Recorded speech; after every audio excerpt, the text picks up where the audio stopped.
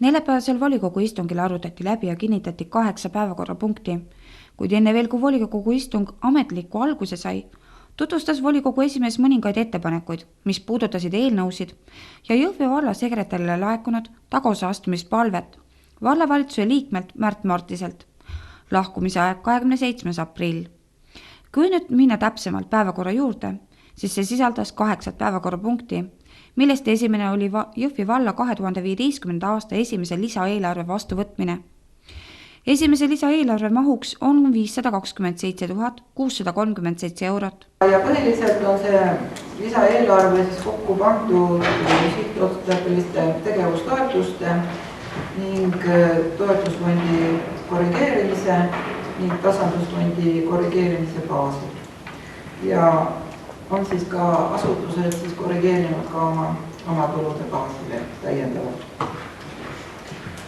Esimene lisaeelarve võeti vastu 19 volikogu liikme poolt häälega. Veel olid ka sellised punktid nagu Jõhvi valla volikogu 25. novembri 2010 määruse number 41, parkimistasu kehtestamine Jõhvi linnas, kehtetuks tunnistamine.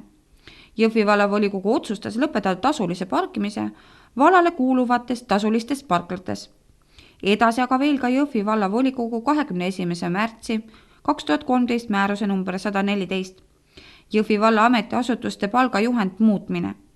Valla vara kasutusse andmine otsustuskorras, sihtasutus Jõhvi hooldekeskus, põhikirja uue redaktsiooni kinnitamine. Jõhvi Kohtla-Järve linnapiirkonna jätkusuutliku arengustrateegia 2015–2020 kinnitamine. Volituste andmine halduslepingu sõlmimiseks Jõhvi valla gümnaasiumi pidamise riigile üle andmiseks ning loa andmine koolihoone tasuta kasutuse andmiseks ja lepingu sõlmimiseks Haridus- ja Teadusministeeriumiga. Ja informatsiooni, mis puudutab rajatavat Jõhvi riigigümnaasiumi, andis kooli direktor Tarmo Valgepea. Et nii kui te teate, on sellise riigigümnaasiumi tegemine Jõhvis oli paar aastat tagasi alustatud protsessi tulemus ja riik ja siis Jõhvi vald leppisid kokku, et tuleb uus kool, puhas gümnaasium, kus seemneks tulevad 2 Jõhvi praeguse gümnaasiumi osa õpilased. Ehk praeguse plaani järgi sealt 2 koolist on potentsiaalselt tulemas circa 260 õpilast. Personalist on praeguse hetkel tööl direktor, siis ehk mina töötan seal täiskohaga eelmise aasta 1. juulist. Ja siis on tööl sügisest novembrikuust on tööl meil 0,8 kohta õppejuhatajad praegu. Need on 2 inimest, kellest üks on 0,19 ja teine on vastavalt 0,61 kohta ehk 2 õppejuhti. Ja siis on sekretär, kes töötab ka eelmise aasta lõpus. Ja see on selline praegu tegev ja palgaline personal ja õpetajate kandidaatidega, kes kandideerisid sügisese voorus, nendega on sõlmitud praegu 10 lepingut ja 3 on nii-öelda kokkulepe olemas, aga allkirja pole tulnud. Nii et 13 õpetajat on põhimõtteliselt meil komplekteeritud. Praegu käib teine konkurss, 28. on selle konkurss tähtaeg. Järgmine volikogu istung toimub 16. aprillil.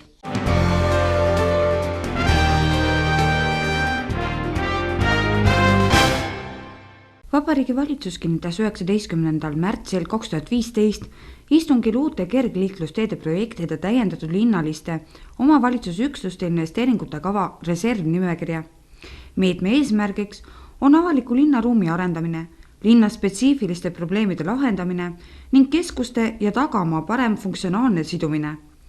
Meetmed rakendatakse Kohtla-Järve, Maardu, Narva, Pärnu, Saue, Tallinna ja Tartu linnas ning Viimsi, Harku, Jõelähtme, Jõhvi, Kiili, Rae, Saku ja Saue vallas. Toetuse taotlemise aluseks on investeeringukava.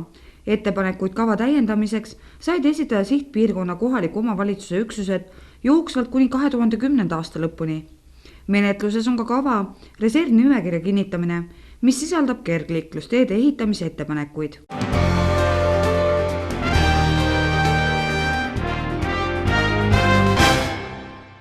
Infopäevale oli kohale tulnud ligi 100 inimest. Oli palju noori, kes lõpetavad sel aastal 9. klassi. Kuid uudistajaid ei olnud mitte ainult meie regioonist, vaid ka Haapsalust, Rakverest ja Noa-Rootsist. Kohal olid ka koolipartnerid Eesti Energiast, VKG-st ja Eastman Specialitist. Loodava riigigümnaasiumi infopäeva avas ja juhatas sisse kooli direktor Tarmo Valgepea. Mina olen Tarmo Valgepea, Jõhvi loodava riigigümnaasiumi direktor. Väga konkreetse lihtsa ülesandega tuleb teha uus kool. Ja mis võib lihtsam olla kui uue asja tegemine. Ja sellel on üks pikali. Uue asja tegemine üksinda on lihtne, aga koos teiste huvilistega on see huvitav. Ja ma eelistan tavaliselt huvitavaid variante. Nii et suur tänu teile, et te kõik see kohale tulite ja ma usun, et tulijaid on veel. Need sai kooli tassitud. See on ka meie üks märksõna, kust iganes aita, sealt tuli aita, eks ole. See toole puudu loodera, eks ole. Et see oleks ka üks märksõna, et meil koolis nagu ei oodata, et keegi meelest ära teeb, vaid kes näeb, see tegutseb.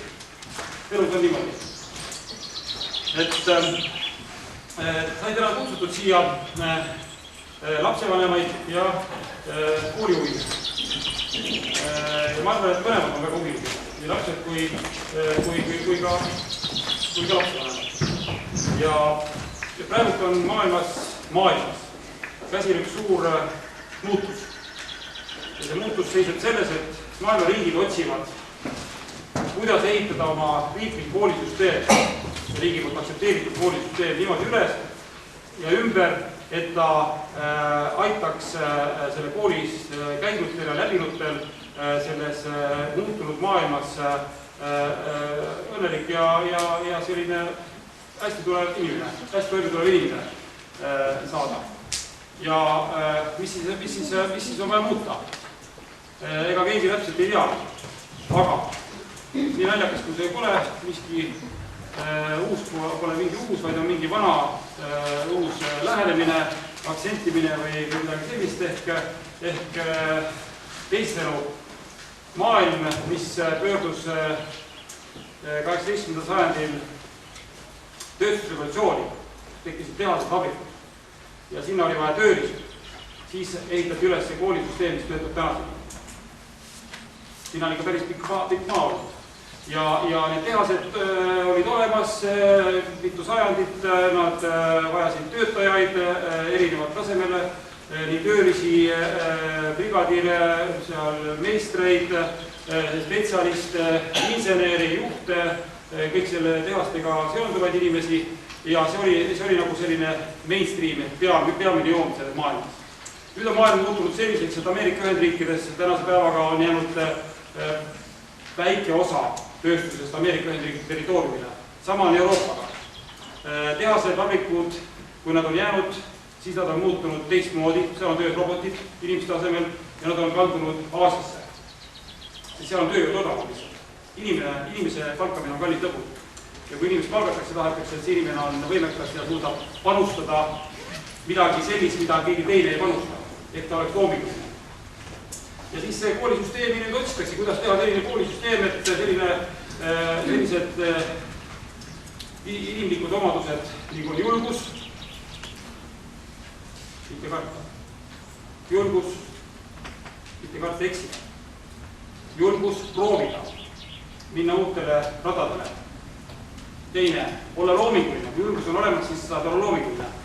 Ja sa mõtled välja ja lood mingisugust selliseid uusi maailma, uusi asju, mida enne ei ole loodud, või sa parandad olemusele.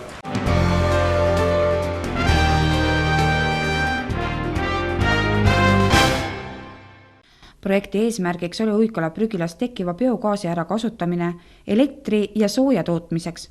Koostootmisjaama elektrienergia tootmisvõimsus küündib 300 kilovatile ja võimalik soojuslik võimsus antud moodulil on maksimaalselt 358 kilovatti. On tänaseks põletatud 150 000 tonni prügilagaasi, millest on toodetud üle 230 megavatti elektrienergiat ja oma tarbeks sooja oleme tootnud üle 200 megavatti. numbrid näitavad, et perspektiivis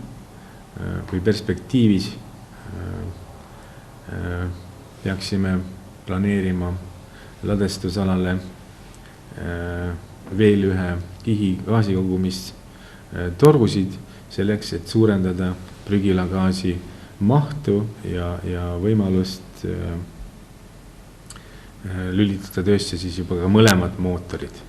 Ja kindlasti samm peale seda, kui on paigaldatud täiendavad gaasikogumistorud prügilagaasi kogumiseks, suurenevad nii elektrienergia kui ka sooja tootmise numbrid, mis kindlasti panevad mõtlema, et kasutada seda soojusenergiat, mitte seda, vaid kasutada soojusenergiat võimalikult efektiivselt, ehk siis vaadates siin meie lõunanaabreid, Läti Vabariigi Riia prügilat, siis kindlasti on ka meil plaanis laiendada oma tegevust kasvuhoonete suunas, kuna Riia Gettini prügilas on välja ehitatud 1 hektari suurune kasvuhoone, kus kasvatatakse tänasel hetkel tomateid. Koostootmisjaam Muikala prügilas käivitati täiel võimsusel 15. jaanuaril. Koostootmisjaama kogu maksumuseks oli 468 000 eurot. Projekti kaasrahastas KIK atmosfääri õhu kaitse alamprogrammist Energeetika summas 183 309,72 eurot.